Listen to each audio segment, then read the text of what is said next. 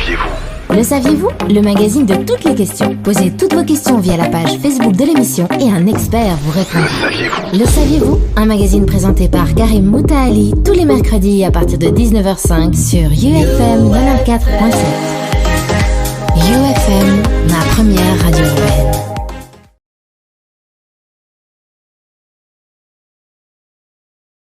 Bonsoir Karine. Merci beaucoup Karine. Je vous souhaite également tous les meilleurs vœux ainsi que à la radio, à tous les membres de la radio et à tous vos auditeurs. Meilleurs vœux pour cette nouvelle année 2022.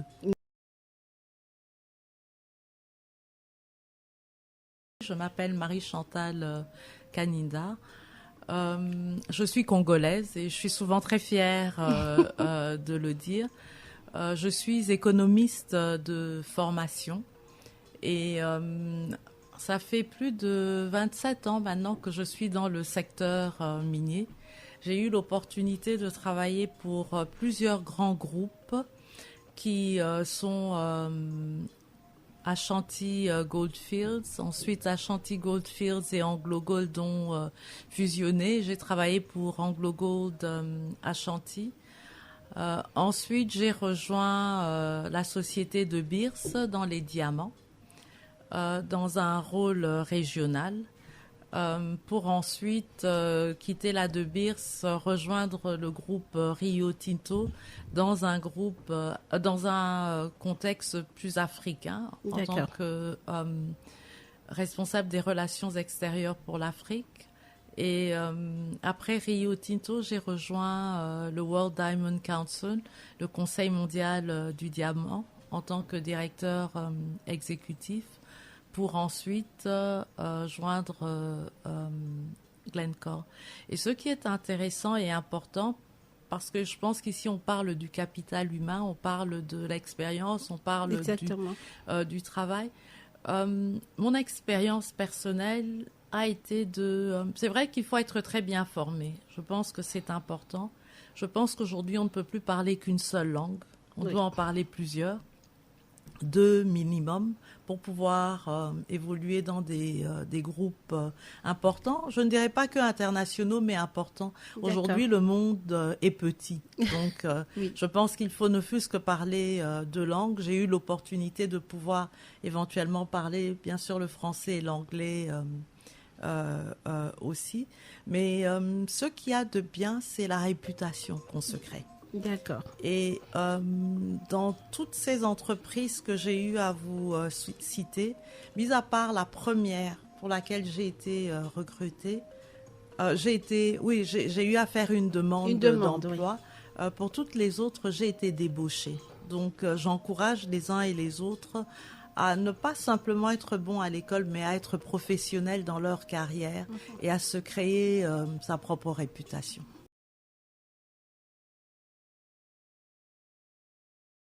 Bon, déjà, soyons francs, il n'y a pas tant de femmes que ça dans le secteur minier. Et quand on parle du secteur minier, il y a bien sûr le côté plus administratif dans lequel moi j'évolue, mais il y a aussi le secteur technique, purement minier en fait.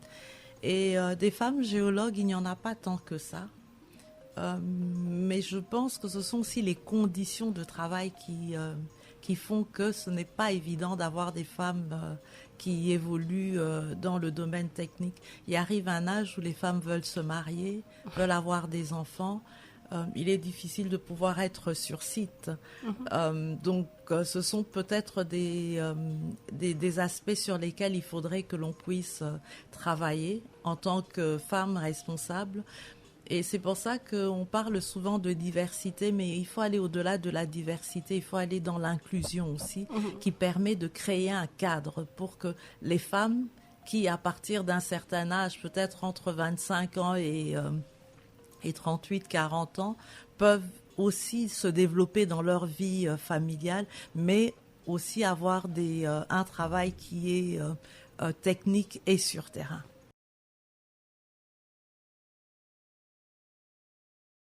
Je pense pas, parce que quand on regarde dans le monde aujourd'hui, on a des femmes présidentes de la République, on a des femmes premiers ministres, on a des femmes qui sont à la tête du FMI, à la Banque mondiale. Donc je pense qu'il faudrait qu'on revoie notre paradigme congolais, en fait. Je le dis toujours que quand on est à l'université, quand on est déjà à l'école, il n'y a pas d'examen pour femmes, il n'y a pas d'examen pour garçons. À l'université non plus. Donc quand on arrive dans le milieu du travail, il ne devrait pas y avoir des postes qui ne sont pas accordés aux femmes. Ce qu'il y a aussi aujourd'hui, c'est que la technologie est très différente. Je reviens au secteur minier. Vous avez tous ces très gros camions. À l'époque, c'est vrai que ces gros camions, il fallait de la force pour pouvoir les manœuvrer. Ouais. Aujourd'hui, tout se fait avec des boutons. Donc, les femmes le font. Et je suis contente de pouvoir dire que, par exemple, à KCC, nous avons une femme, une Congolaise du Lualaba, qui est une des meilleures conductrices de camions de KCC. Et elle conduit ces tout grands camions. Donc, c'est pour vous dire que le monde change. Il y a des femmes pilotes qui conduisent les tout gros avions. Il y a des femmes qui vont sur la Lune. Donc, est-ce qu'on devrait encore revenir à ce genre de paradigmes qui sont du siècle passé? Je pense que non. Et c'est pour ça que je reviens au fait que la diversification ne suffit pas. Il faut la diversification et l'inclusion. Être une femme mariée n'est pas un tabou. Être une femme enceinte, une mère qui a des enfants, ce n'est pas un tabou. D'ailleurs, quand vous allez dans des pays comme la Norvège, la Suède, certains hommes prennent des congés de paternité beaucoup plus longs que la femme pour leur permettre de rester à la maison et s'occuper des enfants. Donc aujourd'hui, je crois que même nous au Congo, on doit pouvoir se soutenir dans ce sens-là. Moi, j'ai l'avantage d'être mariée, j'occupe le poste que j'ai des enfants et ça n'a jamais posé de problème. Je voyageais beaucoup et ça n'a jamais dérangé mon mari de rester avec les enfants pendant que je voyageais. Je pense que on doit évoluer et on doit tout simplement permettre à la femme de pouvoir occuper la place qu'elle doit avoir dans la société, sans discrimination.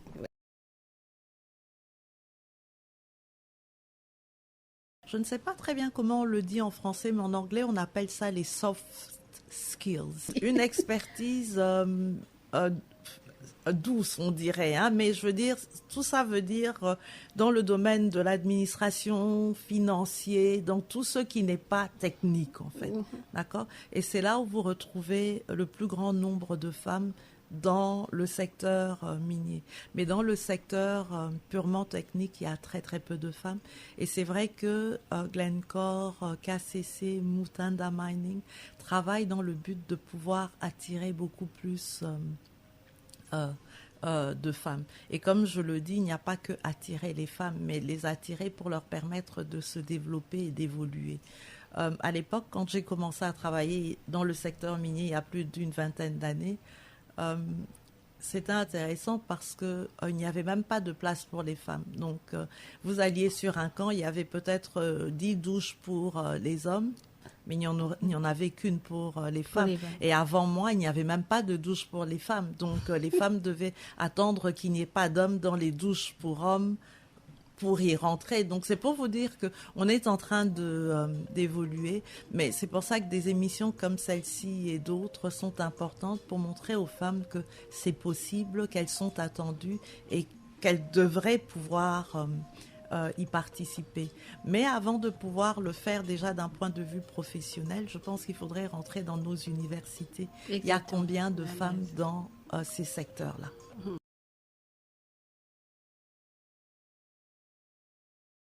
C'est vrai qu'il faudrait aussi une politique gouvernementale différente qui attirerait, qui peut attirer plus de femmes dans ces secteurs réservés aux hommes. Il faudrait que nos entreprises aussi peut-être favorisent ce genre d'attirance pour les femmes vis-à-vis de ces secteurs plus masculin, mais je pense qu'il y a aussi la société qui doit pouvoir le permettre. Et je pense que des émissions comme celle-ci sont aussi importantes. En fait, il faudrait que la femme congolaise voit autre chose que ce qu'elle voit autour d'elle, qu'elle voit ce qui se passe dans le reste du monde, qu'elle comprenne qu'il y a certaines femmes aujourd'hui qui conduisent des A340, qui pilotent, excusez-moi, des A340, qu'il y a des femmes qui sont qui vont sur la Lune, et c'est pas qu'elles sont dans ces comment est-ce que vous appelez ça, dans ces navettes-là, tout simplement parce qu'elles sont femmes, mais elles sont techniciennes. Il y a des femmes physiciennes, il y a tout ça, et je pense qu'aujourd'hui, nous devons arrêter de stigmatiser la femme comme tout simplement celle qui se marie, celle qui a des enfants et qui s'occupe de son mari. On a bien vu qu'aujourd'hui, certaines mamans, comme les mamans maraîchères, ce sont elles parfois qui nourrissent toute une famille. Donc la femme est capable de nourrir une famille, la femme est capable de travailler. La femme a la même intelligence que l'homme. Dieu n'a pas créé la femme avec une intelligence inférieure. Donc je pense que ce sont tous ces messages qu'il faudrait partager pour permettre à la femme de ne pas se sentir comme un être inférieur. Moi, je suis mariée, comme vous l'avez dit, j'ai des enfants, donc c'est pour vous dire qu'on peut allier le tout.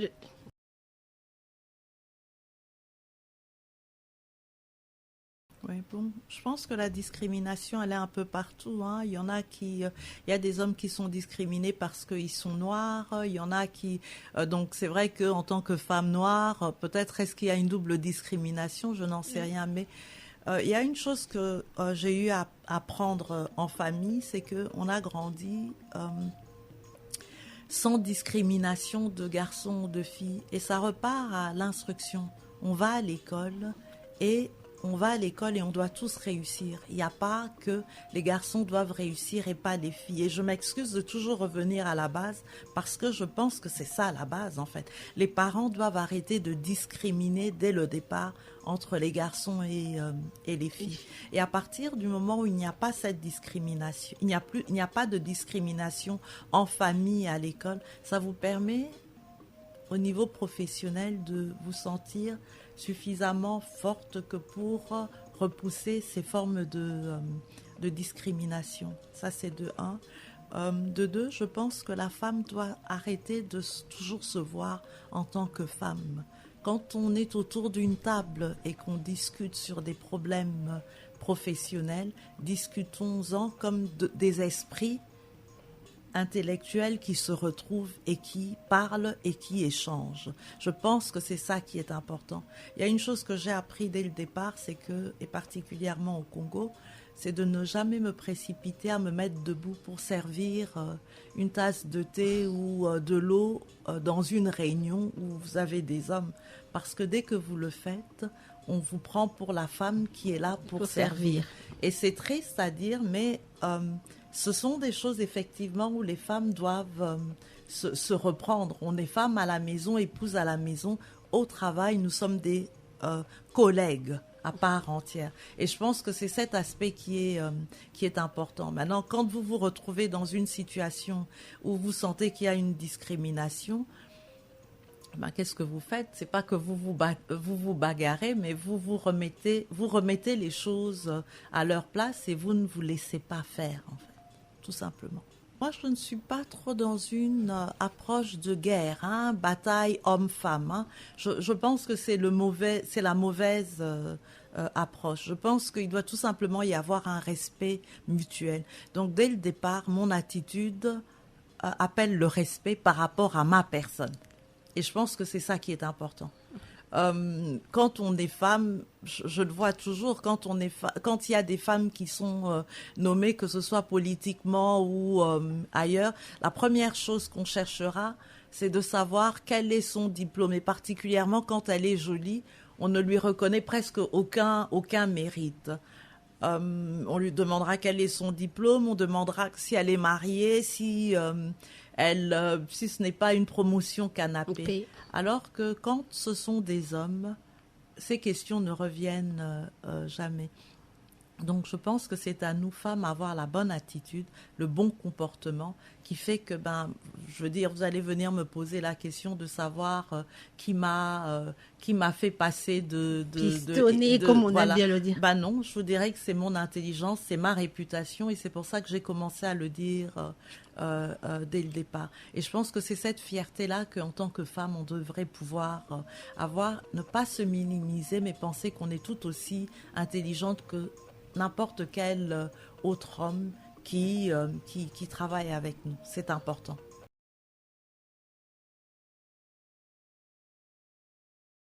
Oui, c'est intéressant que vous parliez de l'agronomie. La plupart des mamans maraîchères, qu'est-ce qu'elles font? Elles travaillent la terre. Donc pourquoi ne pas faire encore plus que ce qu'elles font en allant étudier la science de la terre pour pouvoir ensuite entrer peut-être dans l'agronomie, dans l'agriculture, mais avec des connaissances tout à fait importantes. Ce que j'ai envie de dire à la jeune fille congolaise, c'est de se dire que le mariage n'est pas une finalité en soi. De deux, on a tous la même intelligence, mais il faut se donner. Il faut se donner aux études, il faut se donner au travail. On peut être une femme qui se marie, mais une femme intelligente qui apporte aussi quelque chose à son mari, à ses enfants. Donc je pense qu'il faut qu'on change le paradigme, en fait, de la femme ou de la jeune fille qui n'attend que le mariage. Mais il y en a qui se sont mariés, qui ont perdu leur mari. Il y en a qui se sont mariés, que le mari a abandonné. Il y en a qui se sont mariés, le mari est devenu handicapé, n'a plus pu continuer à travailler. Donc, je pense que en tant que femme, femme ne veut pas dire subir ou se faire transporter. Je pense que la nature de la femme est de pouvoir organiser, de pouvoir être intelligente, apporter quelque chose. Donc je pense que la jeune fille devrait changer son approche. La jeune fille congolaise devrait pouvoir voir ce qu'elle peut faire. Et c'est vrai qu'on ne deviendra pas toutes des astronautes, des pilotes, mais je veux dire, on peut aussi le devenir. On peut aussi devenir géologue, on peut devenir beaucoup de choses aujourd'hui. La science a tellement évolué que on peut y contribuer et y participer.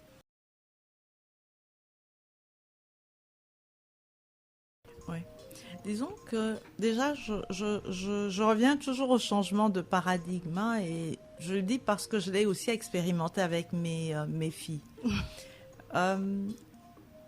Le désavantage que l'on a au Congo, c'est que quand on étudie, on ne fait que étudier. Donc, on étudie comme dans un monde fermé.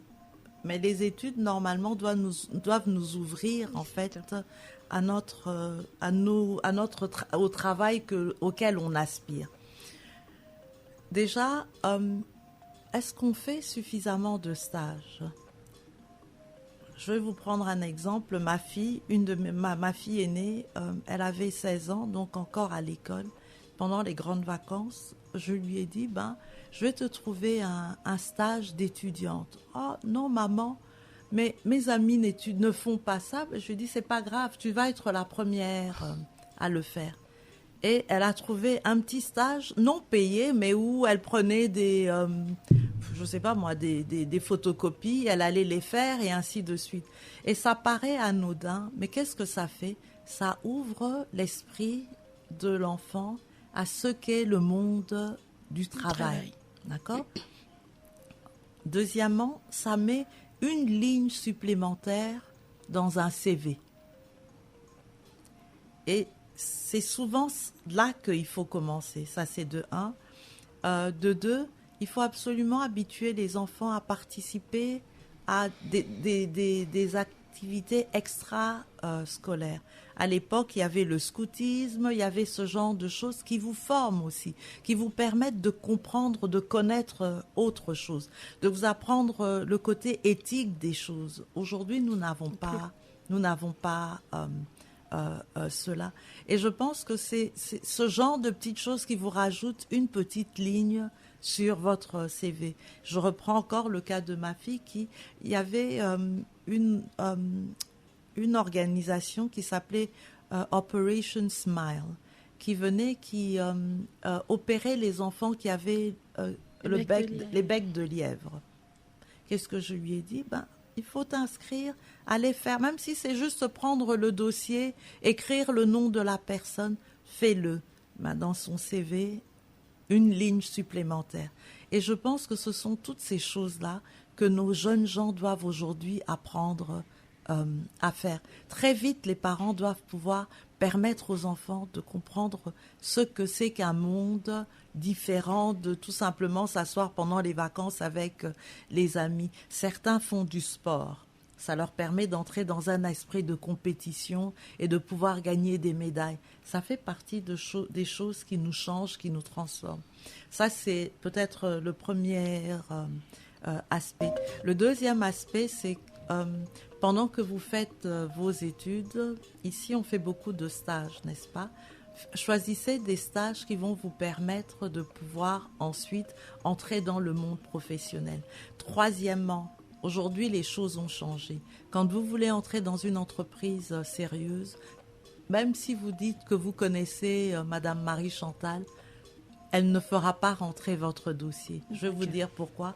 Parce qu'aujourd'hui, on veut la compétition, la compétitivité, et on veut surtout permettre à tout le monde de pouvoir avoir accès à certaines positions. Je sais que quand je le dis, les gens me disent « Ah non, mais pourtant on a déposé. » Mais comment avez-vous déposé votre dossier? Comment avez-vous écrit votre CV? Quelle expérience apportez-vous sur la table? Et je pense que il faut forger le caractère des jeunes, leur permettre d'être des gens différents. En fait, on a 10 CV sur la table. Mais qu'est-ce qui fera que votre CV à vous sortira du lot? Et je pense que c'est tout ça. C'est vrai que vous êtes jeune, vous venez de sortir de l'université, oui. Mais vous, votre CV, vous avez pu travailler dans des stages à tel endroit. Ça vous fait une différence. Vous avez eu la coupe, parce que faire un CV, c'est pas simplement écrire que j'ai eu à travailler dans telle organisation, mais je fais partie d'une équipe de football. C'est moi le capitaine de l'équipe. Mais tout ça, ça fait ressortir votre côté leader. Ça fait... Et je pense que c'est... aujourd'hui, les jeunes doivent réfléchir en dehors de la boîte. Mm-hmm. Qu'est-ce que je peux faire pour être mieux que l'autre, sans avoir à casser l'autre? Mais qu'est-ce que moi je fais pour devenir... Donc, ce sont des petites astuces comme celle-là qui font que votre CV, sur 10 CV, paraît différent de ceux des autres. Peut-être que c'est peut-être juste un point que je voulais relever. Bon, déjà, c'est vrai qu'il y a beaucoup de stages qui ne sont pas payés. Hein. Oui. Oui, malheureusement, c'est comme ça. Ou alors, ce sont des stages qui sont, comment est-ce que je dirais, qui sont où il n'y a que le transport qui est rémunéré. C'est vrai que c'est assez difficile. Dans d'autres pays, vous avez tout un système organisé par l'État. Qui fait que vous pouvez avoir, vous inscrivez pendant la première année, l'État vous paye, et pendant que vous cherchez du travail, après une année, si vous n'avez toujours pas cherché du travail, on vous paye beaucoup moins. C'est vrai qu'il y a des systèmes comme ça dans certains pays, mais ça n'existe pas chez nous. Ça, c'est de 1. De 2, les personnes âgées n'apprécieront pas ce que je dis, mais c'est vrai qu'il est difficile pour les jeunes de trouver du travail quand les gens ne vont pas à la retraite aussi. Exactement. Ça, c'est aussi un sérieux problème. Ensuite, de 3, les entreprises privées, malheureusement, une entreprise minière n'emploie pas plus de 3, 4 000, 5 000 personnes. Je regarde nos opérations. Nos opérations se trouvent à Kolwezi. Vous comprenez que la population locale à Kolwezi veut aussi bénéficier de notre présence là-bas sur place. Donc, c'est vrai que plusieurs personnes de Kinshasa diront que oui, mais pourquoi est-ce que vous ne nous engagez pas? Mais il y a aussi les personnes de Kolwezi qui veulent être engagées. Donc, c'est un problème compliqué, qu'une seule entreprise ne peut pas régler, que plusieurs entreprises ensemble peuvent peut-être régler, avec l'État aussi qui doit jouer son rôle. Mais j'ai été aussi jeune, j'ai aussi cherché du travail, et je peux peut-être donner juste un exemple, c'est que pour entrer dans le secteur minier, je suis rentrée, je ne dirais pas par hasard, mais tout d'abord, j'ai fini mes études, je cherchais une grande entreprise internationale pour laquelle travailler. Je n'ai pas pu y entrer, mais il y a eu une petite école dont je tairai le nom, qui faisait en fait une école qui formait en informatique et en anglais. Donc, je me disais, avec mon grand diplôme d'économie internationale, moi, je veux rentrer dans dans une entreprise internationale. Mais quand je n'ai pas pu, ce petit institut m'a proposé un travail qui ne me faisait vraiment pas gagner grand-chose, mais je me suis dit, vu que je n'avais pas d'autre alternative, j'y suis rentrée. Mais non seulement j'y suis rentrée, l'anglais n'était pas un problème, mais l'informatique à l'époque, c'était pas comme aujourd'hui. Les Mac, excusez-moi de parler de la marque, n'avaient rien à voir avec ceux qu'il y avait aujourd'hui. Mais ce que j'ai fait, c'est que pendant que moi j'étais dans le côté administratif, mais quand il n'y avait pas d'élèves, je travaillais avec le professeur d'informatique. Donc j'ai amélioré mon informatique. Si bien que quand il y a eu une autre opportunité dans le secteur minier, qu'est-ce que j'ai fait ? Je me suis présentée et le test, tenez-vous bien, se faisait sur un Mac. Je n'avais jamais vu un Mac. Et la personne qui organisait le test m'a demandé de pouvoir, si je me sentais mal à l'aise, de le faire par écrit. Je lui ai dit non, parce que je sentais qu'il fallait absolument que je lui prouve que j'étais capable de m'adapter à la situation. Donc, les Mac, c'était vraiment des machines très particulières à l'époque. Je me suis mis sur ce Mac, mais parce que j'avais pris avantage de ma position, de m'améliorer dans le secteur informatique, j'ai pu faire mon test sur ce Mac-là. Et ça a été l'une des raisons pour lesquelles on a bien voulu me retenir, parce que la plupart des candidats qui venaient avaient trop peur, disaient que non, ils ne pouvaient pas le faire. Mais moi, je me suis lancée dedans. Donc, c'est pour ça que je reviens et je dis aux jeunes, soyez différents. Ayez toujours quelque chose de différent qui attire l'attention.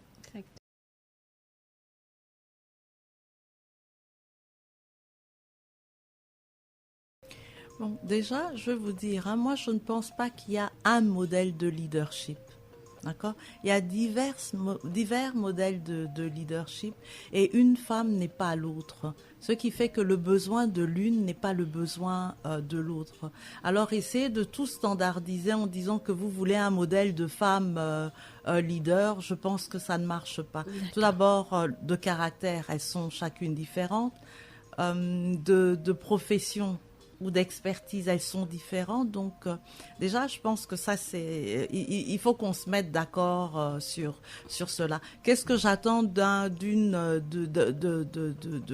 leadership des femmes ? Je n'attends rien parce qu'on est toutes différentes. Moi-même, je suis certainement différente de Madame X ou de Madame Y.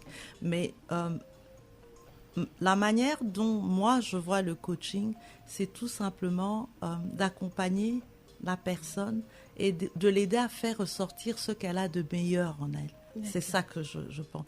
Et c'est l'accompagner. Ce n'est pas moi qui fais ressortir, mais c'est l'aider ou la soutenir dans ce qu'elle fait de mieux. C'est comme ça que je vois le coaching. C'est un programme très important. C'est vrai que on a chacune des coachs, et je vais même vous dire que parfois le coach n'est pas du même secteur que vous, parce que le coach ne vient pas nécessairement vous apporter quelque chose en plus de technique, mais vient vous apporter quelque chose sur votre personne, sur la manière dont vous pouvez évoluer sur votre propre personne. Et je pense que c'est un programme magnifique qu'Elobantou est en train de créer. Et je le trouve tellement magnifique que c'est pour ça que je suis prête à les soutenir et à les accompagner.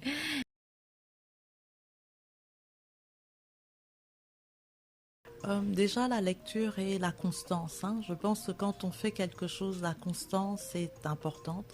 Et je trouve que Kelobantou est très constant. Deuxièmement, je trouve que c'est une structure très sérieuse. Quand je participe à leurs différents événements, ce sont des événements où les thèmes choisis ne sont pas choisis au hasard. Ce sont des thèmes très importants pour la société, pour notre société. Vous savez, quand on parle de capital humain, ce n'est pas une mince affaire. Et je trouve que ils le partagent, ils emmènent des experts, ils emmènent une variété d'intervenants qui fait que la plupart des personnes qui y participent repartent avec quelque chose en plus. Et je pense que c'est ça le plus important.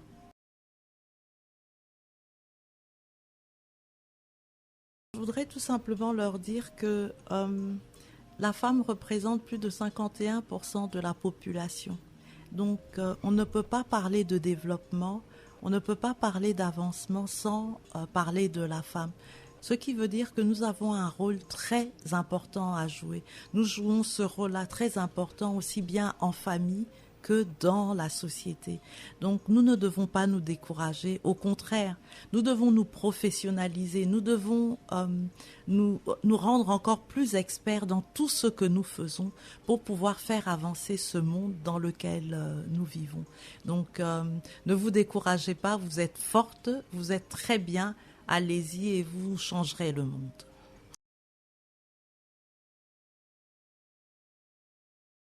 Merci beaucoup à vous. Le saviez-vous ? Le saviez-vous ? Le magazine de toutes les questions. Posez toutes vos questions via la page Facebook de l'émission et un expert vous répond. Le saviez-vous ? Le saviez-vous ? Un magazine